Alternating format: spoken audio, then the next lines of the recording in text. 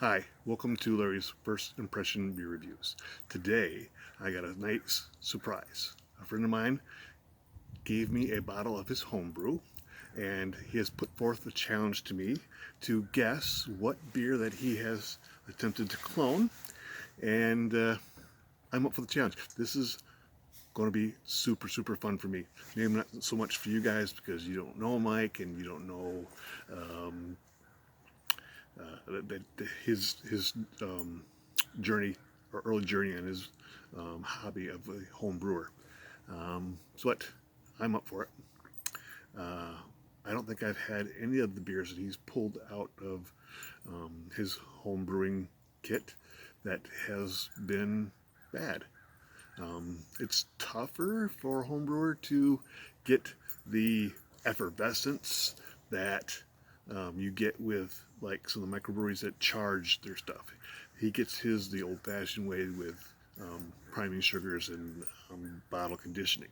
So, with no further ado, let's treat this just like another beer review. I'm going to look at the label, and I'm going to crack it, give it a smell of the bottle, pour it into a nice glass, give them my impressions of the color and the aroma before I taste it, and then at the very end, I have wrote down a piece of paper right here in front of me, which beer I think that he may have tried to slide my way. It says, guess this one. Only because that's just as much fun for me. Now, I have that beer in mind right now, but I don't want it to pollute my taste buds with a pre-existing condition. So I'm going to completely try to put that out of my mind, put that out of my taste buds, uh, memory bank, and just crack it like I've never had it before, because I haven't had it before. Um, Leads me to believe that I've had something similar to it from a brewery that we both enjoy, a beer that we both enjoy, but that I might be completely off base. So, no prejudgments on what beer it may be, although I did write it down. So, if this works out in my favor, I'm going to reveal what I just wrote down on that paper before I started recording, and we'll see if I got some pretty good taste buds and some good aromas and some good insight into the beers that he would have thought I would like to enjoy.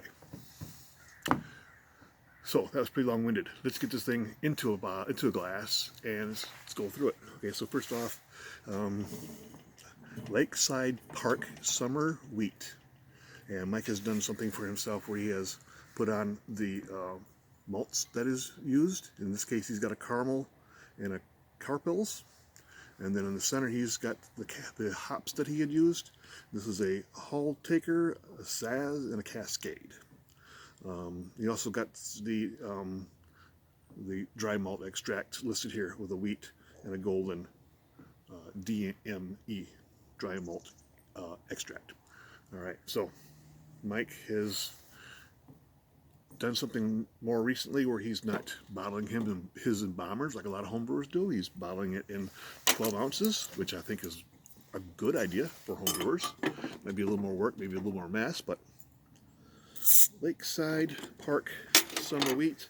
Oh, then he's got like a little butterfly and an ant carrying a watermelon. Is that a clue? Are these clues? Lakeside Park. I'm not sure what he's referring to in Lakeside Park. Oh, that's got a very pleasant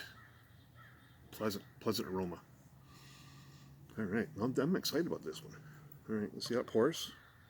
It's got a little bit of a goldenish, brownish. It's pouring off a beautiful head on it.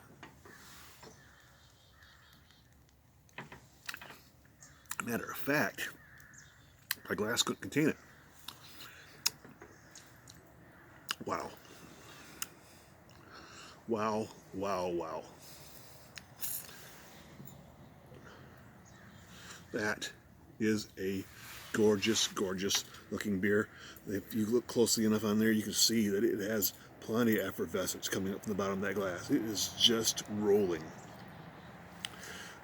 It's rather opaque.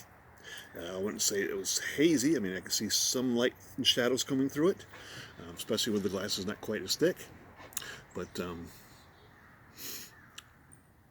the first sip, when I'm trying to preserve some of that head from the loss, I have a nice muskmelon, cantaloupe, watermelon-y type. Just because it's called melon.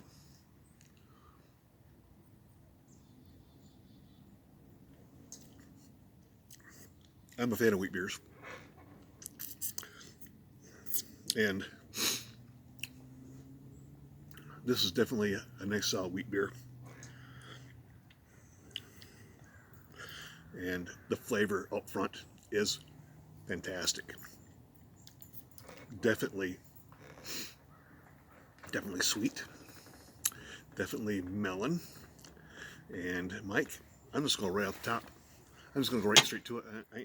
I'm not going to joke around anymore. That is Trail Point's Melon Farmer without a question. Called it. Called it. I knew, somehow I just knew, especially when I seen the ant and the watermelon, that you're going to try to pull this one off.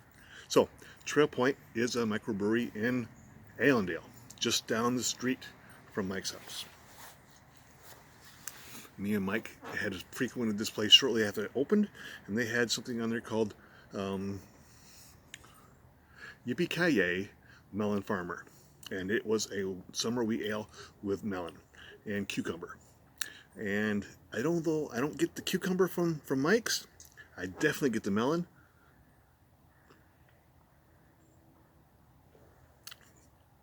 And that is super, super refreshing. It's nice effervescence, poured out with a beautiful head on it. And I'm glad I selected this glass because it's sort of kind of like the best of both worlds. It's got a flared lip on it. It's actually from a Sam Adams glass, probably from their pub from somewhere. Mike, hats off, man. I'm going to have to get another bottle of this from you. This is fantastic stuff. Definitely Trail Point's Melon Farmer clone. I'm so pleased. Right now I'm just so happy.